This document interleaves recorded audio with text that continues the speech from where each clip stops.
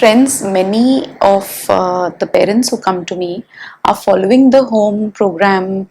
They are doing the exercises. They are following they're taking the children outdoors. They're ensuring that the child sleeps on time. So a lot of things they're already following. And one main thing that sometimes get missed out is giving instructions throughout the day, routine instructions. Many times when I ask parents, how many things does your child know? So if I say how many, say if your child knows 100 things, or if your child knows around 15, 20, 200, 300, parents say that they have no idea because they've never tested it. Usually they give instructions with a gestural prompt. They point to what they want from the child. I feel it's very important to ensure that we are giving the routine day to day instructions to a child. It's extremely important. What do I mean by receptive instructions? Receptive instructions means anything that the child is supposed to follow. And I feel it's very important to ensure that you put these instructions into the day to day routine, because that's when it would be repeated more, and repetition would always help a child to learn better. Now, what do I mean by putting it into a routine? Okay, so if your child is going to brush his teeth, I would say get me the brush, and the child picks up the brush. If the child doesn't know what is a brush, which is what many parents get concerned, they're like, if I put a toothpaste and if I keep a toothbrush and I say give me a toothbrush, they pick up a toothpaste. They don't even know what a toothbrush or a toothpaste means. In such a case, I just tell them, point out, do it every day, give me the toothbrush, and the child does it. So what I'm trying to convey is, I have my targets. Okay, I want my child to understand toothbrush. I want my child to understand t-shirt because he's going to wear that every day. Pant, get me a plate, get me a bowl, get me a spoon. Like things that we use on an everyday basis, and things that a child is going to use, he will have to follow those instructions on a day-to-day basis. Then those things I would make as my target vocabulary. I'll make a list of things, all of these, and I would see if he can identify around 10 objects. Okay, and I'm not saying do it, make cards and all, nothing. Just generally I'm asking you to follow and make the child do it. If the child doesn't know it, point out, let him pick up what you're asking him to. And if it is done on an irregular basis, so while eating your breakfast or while eating lunch, dinner, snacks, every time I'm going to tell the child, go get me the plate. At least 4 times in a day, the child is going to get the plate. Okay, get me your glass, he gets the glass. Get me the spoon, he gets the spoon. So he starts understanding. Maybe not in 5 days, 10 days, some kids take longer. It's okay, I still give those opportunities. I still make it a point that the child is picking up what I'm asking him to do. So that's what I mean by in adding up these opportunities throughout the day. And once I feel I've got these 10 things, then parents start teaching, pointing in a book, and they start taking pictures of the flashcard of the things that they know. So that's another great option. Take the picture of the bowl that the child is using. Take the picture of the ball with which the child is playing, and then you could keep those 2 cards, usually 3 cards, because otherwise with 2 cards it's like, if it's not this, then it would be that. It will be very easy and simple. So I would rather say keep 3 cards, and I would say give me the picture, give me the spoon, and the child picks up the spoon. But I would do the tabletop work only once I've given enough opportunities to the child to practice that on a day-to-day, in a day-to-day context. So I feel that's very crucial. When I'm going to work on fruits, when I'm going to work on vegetables, parents say that the child identifies. He will point out in a book. But then when I say, if you get vegetables from the market, do you tell the child, okay, give me the tomato? Or while cooking, do you say, give me the potato, give me the onion? I would feel use those opportunities to teach the concept of receptive following instructions. So then the child is now making his vocabulary, and the vocabulary is increasing in a long list, and I would get around 100. So maybe I could have, say, 7 words in a week. Once I feel the child has mastered those 7, he can identify, he can pick up, and he can give you. Then the next week I add up another 7. So 7 fours are 28. In a month I get around 30 things that he can identify. Very important, once I know that he's able to follow those commands in a day-to-day setup without my gestural prompts, without pointing out, then I work on the fact that he picks up the cards and gives it to me. And before even identifying, we work on matching.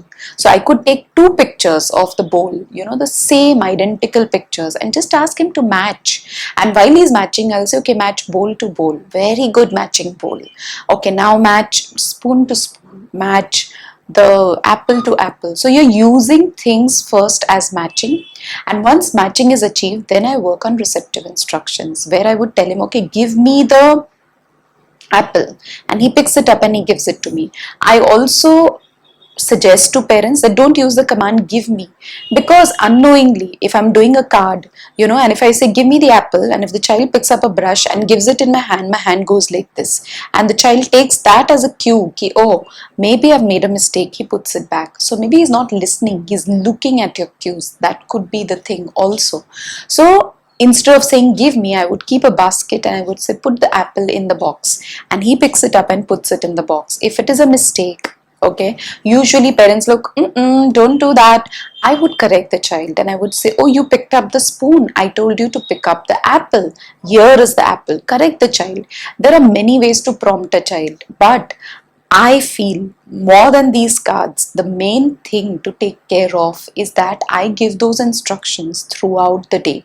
And if you take the number of things that we ask for in a day, you would cross the list easily by 100.